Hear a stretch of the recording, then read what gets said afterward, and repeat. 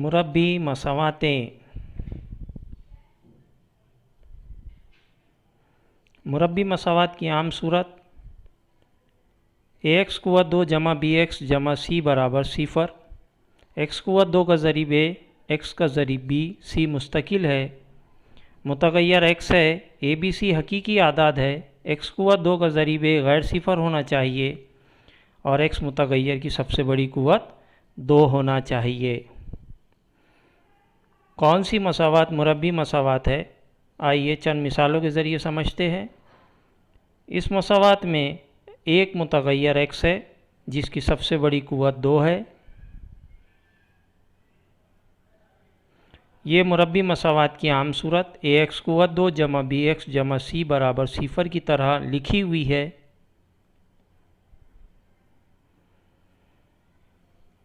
x कुव्वत 2 का ज़रीब 1 है जो हकीकी अदद है और गैर सिफर है। x का ज़रीब -5 है जो हकीकी अदद है। मुस्तकिल की कीमत 6 है जो हकीकी अदद है। इन तमाम बातों से ये नतीजा निकलता है कि दी हुई मसावात मुरब्बी मसावात है। दूसरी मिसाल 2x कुव्वत 2 तफरीक 9x बराबर सिफर। यहाँ x मुतग़य्यर की सबसे बड़ी कुव्वत 2 है। x कुव्वत 2 का ज़रीब a की कीमत 2 है जो गैर सिफर है। यहाँ a b c की कीमतें बिल तरतीब 2, -9 सिफर है जो हकीकी आदाद है। इस मसावात को आम सूरत ax कुव्वत 2 जमा bx जमा c बराबर सिफर की तरह लिख सकते हैं, इसलिए मुरब्बी मसावात है। तीसरी मिसाल x जमा 5/x बराबर x कुव्वत 2। यहाँ 5 के नसबनुमा में x है।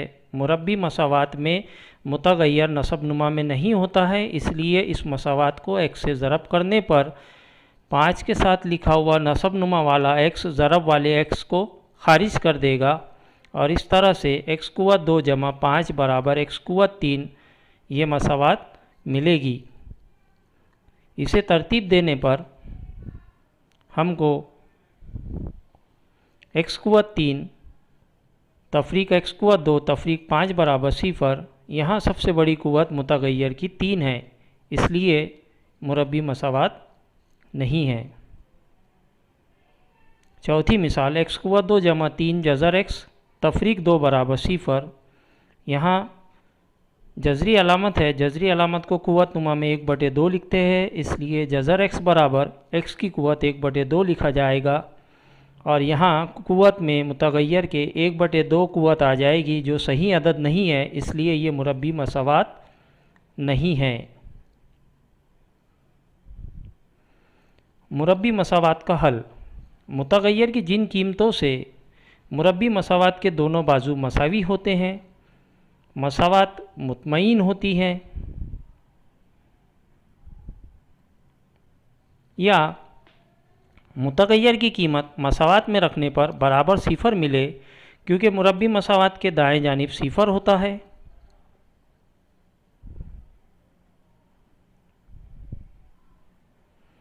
मुतग़य्यर की इन कीमतों को मुरब्बी मसावात के हल या जज़र कहते हैं। इसे याद रखें। दी हुई कीमत मुरब्बी मसावात के लिए जज़र है या नहीं।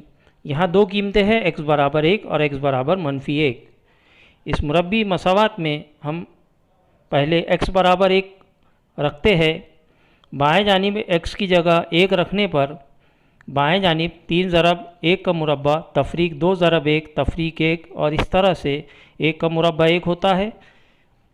-2 और -1 मिलकर -3 बनेंगे और 3 तफरीक 3 बराबर सिफर। दाएं जानिब बराबर बाएं जानिब, इसलिए x बराबर 1 हल है।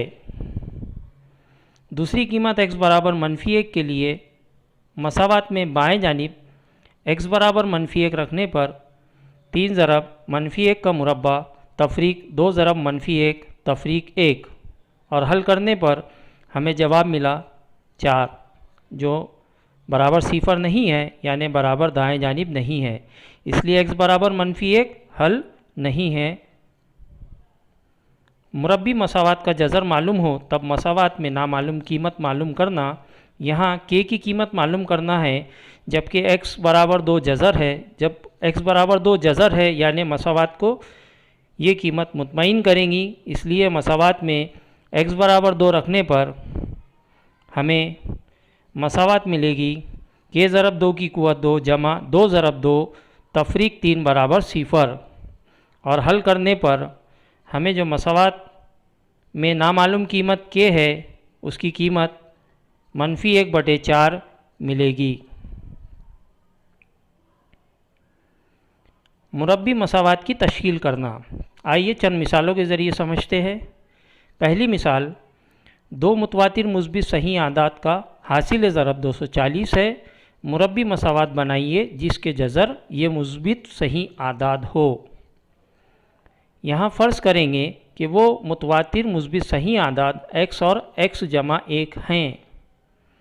इनका हासिल ज़रब हमको 240 दिया हुआ है, इसलिए x ज़रब x जमा 1 बराबर 240। कौस में दोनों अरकानों के साथ बाहर जो x है वो ज़रब में है। x कुव्वत 2 जमा x बराबर 240, x कुव्वत 2 जमा x तफरीक 240 बराबर 0। दूसरी मिसाल, मुस्ततिल का रकबा हमको दिया हुआ है 528 और इसकी लंबाई का चौड़ाई के साथ ताल्लुक़ है। लंबाई चौड़ाई के दुगना से 1 ज़्यादा है। फ़र्ज़ कीजिए कि मुस्ततिल की चौड़ाई x है, लंबाई जो है वो चौड़ाई के दुगना से 1 ज़्यादा है, इसलिए लंबाई जो है चौड़ाई का दुगना यानी 2 ज़रब x 1 ज़्यादा यानी जमा 1। इस तरह से मुस्ततिल की चौड़ाई हमको x मिली, लंबाई 2x जमा 1 मिली। मुस्ततिल का रकबा 528 दिया हुआ है। मुस्ततिल का रकबा होता है लंबाई ज़रब चौड़ाई बराबर 528 हो जाएगा। x ज़रब 2x जमा 1 बराबर 528। कौस के साथ ज़रब होगा बाहर का x और हमें मसावात मिलेंगी 2x कुव्वत 2 जमा x तफरीक 528 बराबर 0।